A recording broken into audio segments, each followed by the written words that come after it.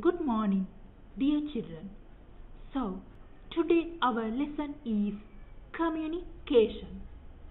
Form 3, First Term, Business Studies. Chapter 8, Communication. Objectives of the lesson. Learning about the effective communication and why is it necessary. Learning about the problems of communication. Learning about the methods of communication. Okay, children. Now, what is mean by communication? Communication is the transferring of a message from the sender to the receiver who understands the message. What is effective communication? Effective communication means that the information or the message being sent is received, understood and acted upon in the way intended. Now we can learn about the importance of communication.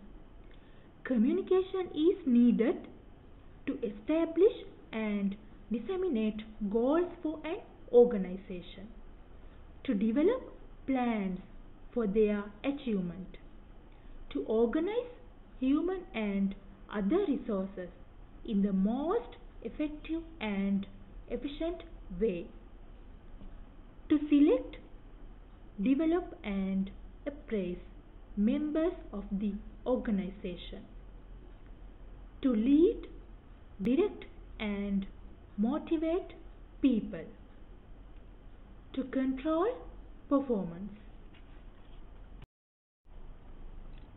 Now, process of communication.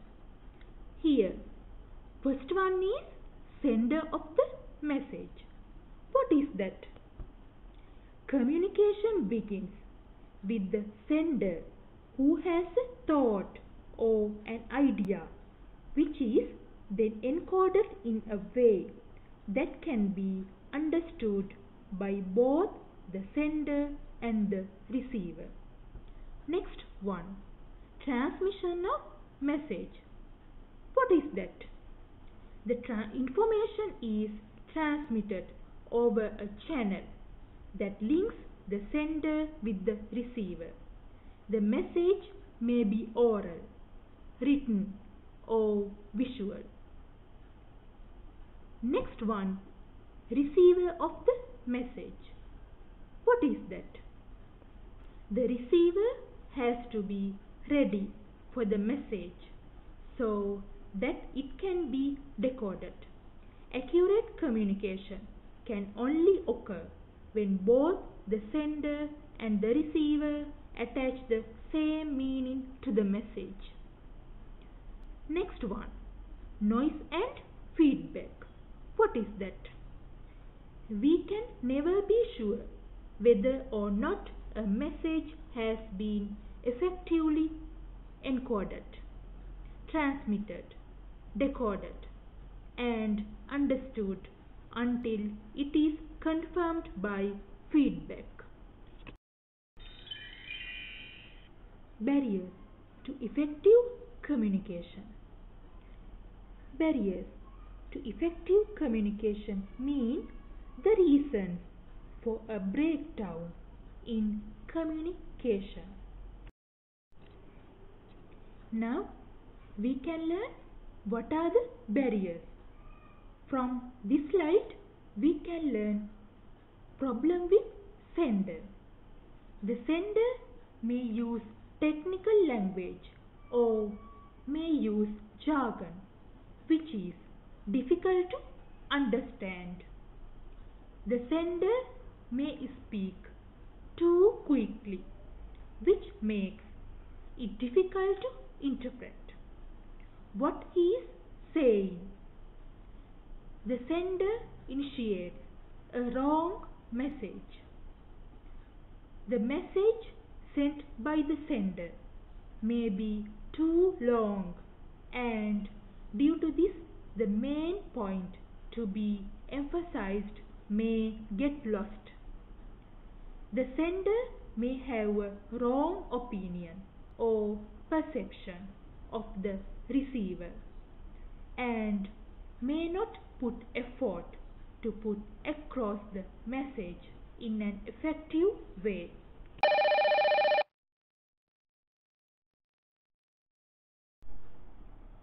Now, problem with the medium. The message may be lost while transmitting.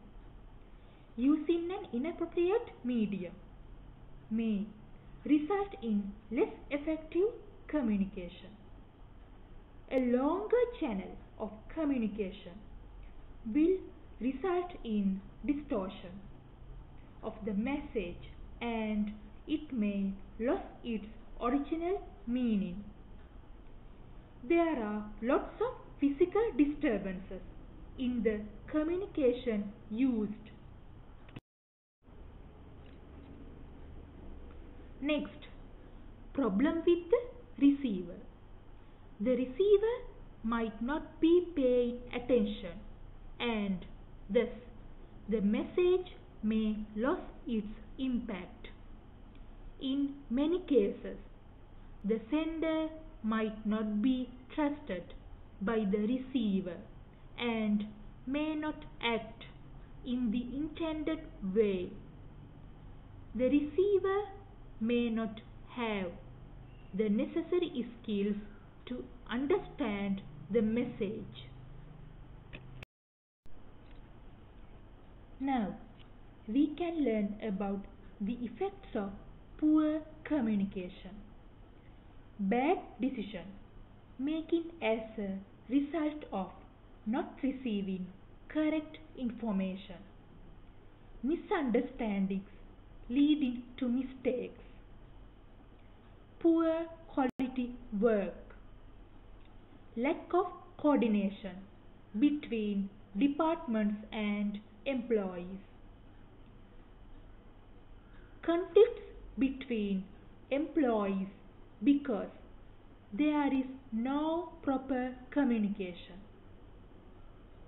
Lack of control over subordinates. Failure to implement plans. We learned about the barriers in communication. From this slide, we can learn about what are the steps to overcome barriers to communication. Sender. So, in sender, message should be as brief as possible and to the point. Main points of the message should be highlighted. Language used should be understood by the receiver. Avoid using technical jargon. Use of appropriate facial expression while delivering verbal messages. Next, medium. Select appropriate channel for communication. Medium used should be free from distortions such as telephone failure, etc. Use the shortest possible channels in order to avoid distortion. Next, receiver. In receiver, feedback should be asked from the receiver. Trust between the sender and receiver is an important requirement. Receiver should pay attention to the message received. Internal communication. This is when communication takes place within the people of one organization. Example, manager of ABC company communicating with his or her subordinate. Internal communication also can happen in two ways, either as formal groups or informal groups. What is meant by formal group? It is a group designed by a manager within an organization to carry out a specific task within a business. Example, managers forming a group to write the annual report for the company's sales. What is meant by informal group? It is a group of people who form a group independently within an organization who have similar interest or something in common. This is done unofficially. Example, the sales team of a company forming a basketball team. External communication. This is when communication takes place between two or more organizations or with outside individuals. Example, managers of two different companies communicating or companies advertising.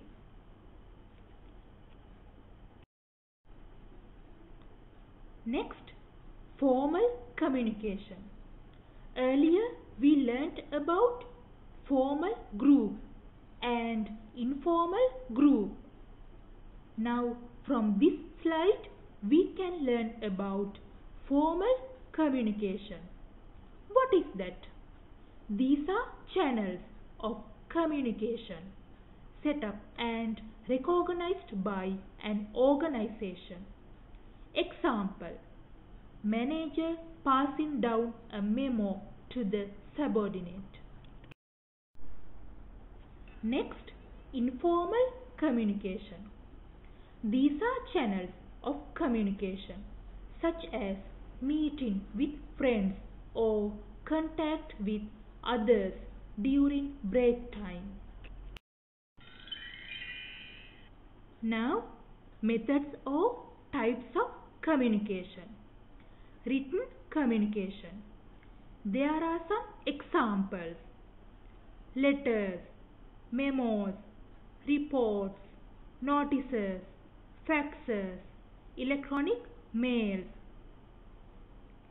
And also we can mention advantages and disadvantages too in written communication.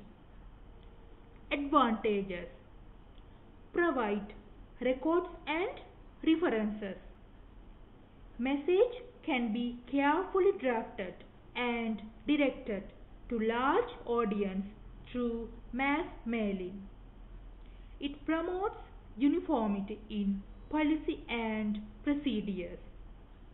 Disadvantages: it may create mountains of papers, may be poorly expressed by ineffective writers, may provide no immediate feedback.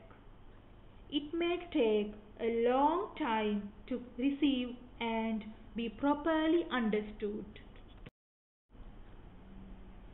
Oral communication, that is face-to-face communication, interviews, meetings or team briefings, telephone conversations, video conferencing. Here also there are some advantages and disadvantages.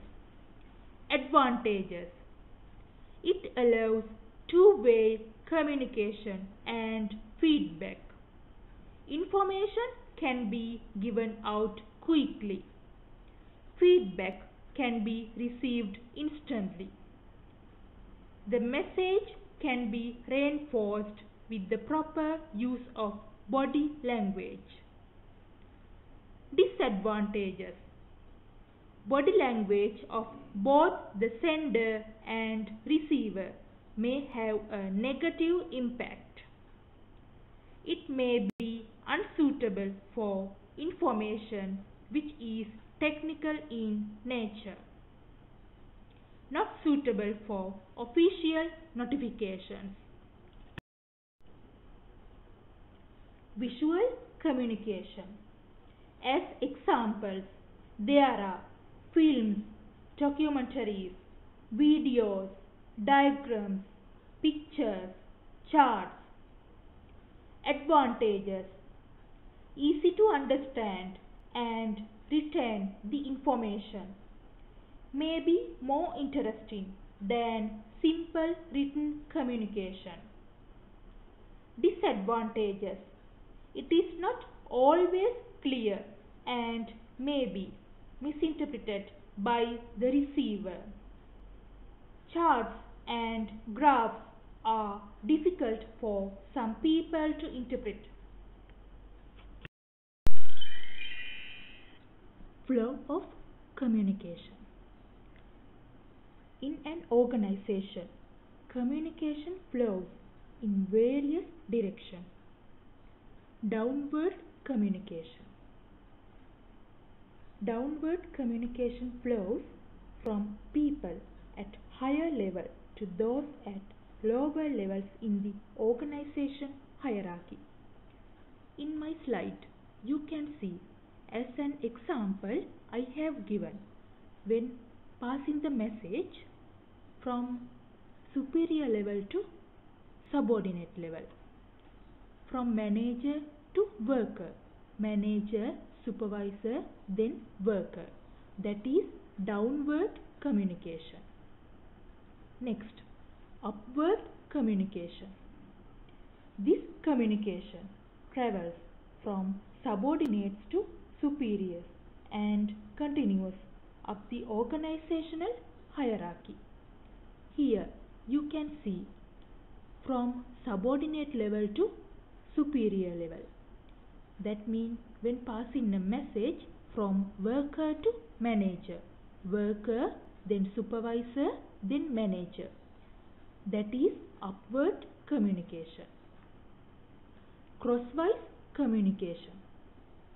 It includes the horizontal flow of information between people on the same or similar organizational levels. Here you can see from subordinate level to another department manager. So when there is passing the message, it is crosswise communication. Summary of the lesson. Communication is the transferring of a message from the sender to the receiver.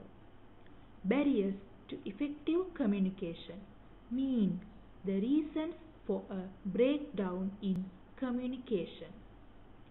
Internal communication also can happen in two ways, either as formal groups or informal groups. External communication is when communication takes place between two or more organizations or with outside individuals. There are three types of communication: downward, upward, crosswise communications are three directions of communication.